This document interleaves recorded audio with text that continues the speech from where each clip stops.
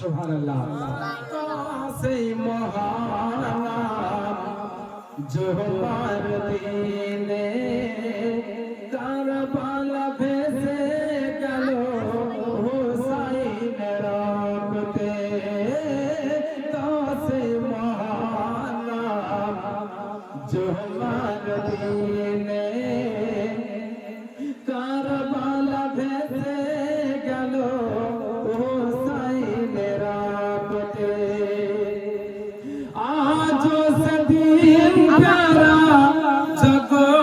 तुके कदाई रे कि तो से हुसैन शहीद होलो करबलाई रे इस्लामेर जन्म शहीद होलो करबलाई रे।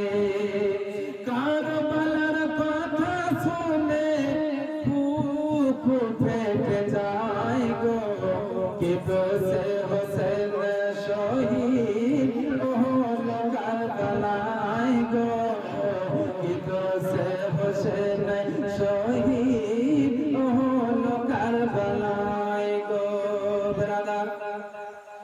সবাইকে সঙ্গে নিয়ে চলতে আরম্ভ করিলেন। রাস্তায় যেতে যেতে বেড়াদার অনেক দূরের রাস্তা, পানি ফুরিয়ে গেল, খাবার আপনার ফুরিয়ে গেল। কেমন কোনদিন কেউ দেখে নাই, কারবালার জমিনটা কেমন কারো দেখা নাই, ওই জায়গা কোনদিন কেউ যায় নাই।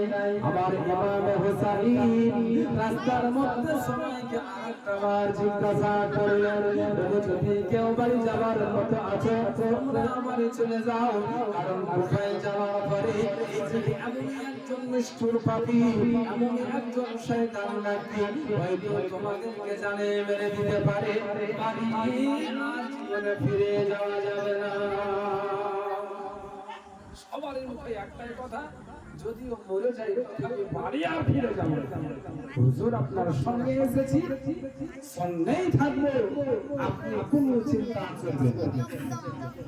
বেরাদানে ইসলাম অনেক দিনের রাস্তা পাড়ি দিয়ে আমার ইমামে হুসাইন সমস্ত সঙ্গের সাথীদেরকে নিয়ে হাজির হলে এমন একটা জায়গা, যেই জায়গার নাম হচ্ছে কুফা।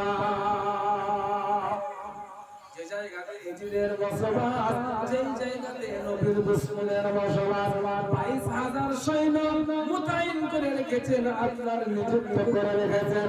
আর 22,000 সৈন্যের মধ্যে আপনার অনেক নামাজিও ছিল, অনেক ওলামা ছিল, অনেক ডাক্তার ছিল, অনেক ডাক্তার মাস্টার ছিল, শিক্ষিত অশিক্ষিত ছিল। এই 22,000 সৈন্যের মধ্যে নবী মুস্তাফার আশিক সাহাবায়ে রাসূল পর্যন্ত ছিল বাবা, ছিল বাদশাহ।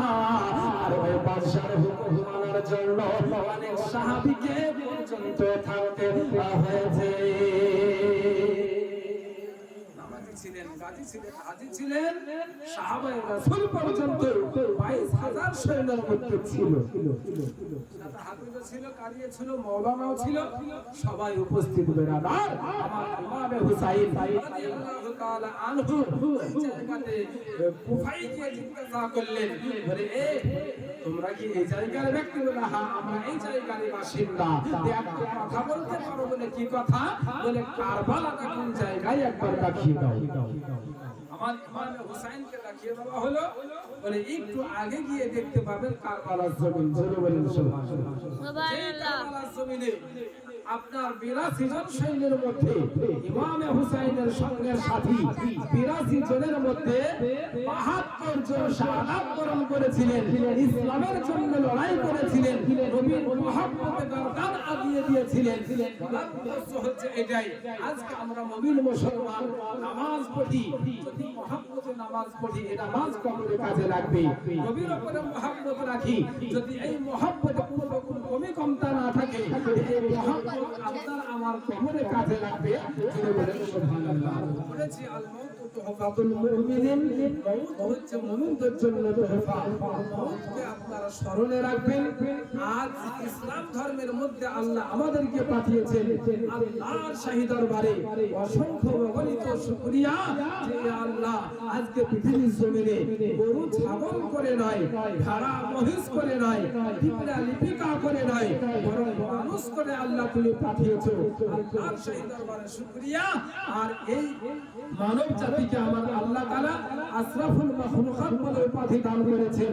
আল্লাহ যেন আমাদের সকলকে সহি সালামতিতে রাখেন, সকলের জন্য আল্লাহ হেফাজত করেন। সকলে উচ্চ আওয়াজে পড়েন আল্লাহুম্মা আমিন। আর আমার প্রাণ প্রিয় ভাই হযরত হাফেজ সুরাজ সাহেব আব্বাজানের আল্লাহর কল্যাণের জন্য যে পবিত্র মিলাদ খানি কোরআন খানির আয়োজন করেছেন, ইয়া আল্লাহ তুমি উনার মনোবাঞ্ছনা মনের মাকসাদকে তুমি পূরণ করো। আরেকবার বলেন আল্লাহ আমিন। যাই হোক, রাত্রি 10টা বাজতে চলল, বক্তব্য আর নাই। আপনারা অনেক শুনেছেন, সবার কাছে অনুরোধ রইল যারা নামাজ পড়েন আলহামদুলিল্লাহ, যারা নামাজ পড়েন না একটু নামাজ রোজা করার চেষ্টা করেন। এই দুনিয়া থেকে একদিন বিদায় সবাইকে নিতে হবে। বিদায় নেওয়ার পরে কবরে গিয়ে কি জবাব দিবেন? যেদিন আল্লাহ তাআলা প্রশ্ন করবেন, নামাজ পড়ার জন্য তোমাকে হুকুম করেছিলাম, আমার বান্দা বান্দে তুমি কি নামাজ পড়েছো, হাদিস ও কোরআন মোতাবেক চলেছো, সেই দিন আমরা কি জবাব দেব? তাই জীবনে অনেক ভুল হয়, অনেক হয়তো ভুল করেছি, যে ভুল পথে চলছেন তিনাদেরকে অনুরোধ করে বলবো সমস্ত ভুল পথকে বাদ দিয়ে সঠিক পথের পথিক হন, সততা নিয়ে জীবন যাপন করুন। কবর হবে ভালো, হাসর হবে ভালো, মিজান হবে ভালো, এবং আল্লাহ তাআলা আপনাকে আমাকে জান্নাতি বানিয়ে দেবেন। এই জায়গায় বক্তব্য ইতি বলাই ভাষায় ভুল ভ্রান্তি ক্ষমা প্রার্থী। আখির দাওয়ানা আলহামদুলিল্লাহি রাব্বিল আলামিন। আয়াত বাকি তো মুলাকাত বাকি। সালাতু সালাম আজ और कुर्सी से मुहम्मद के लिए